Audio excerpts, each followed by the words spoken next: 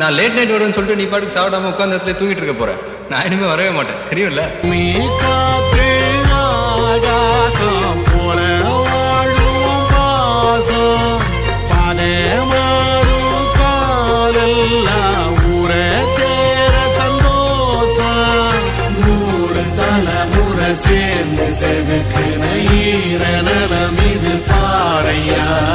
வாழும் வரையிலும் நீயும் விதைக்கிற கடமை இருக்கு கேளையா கோழி விளக்காயே நீ கிடந்த வீடு இருண்டது ஏனையா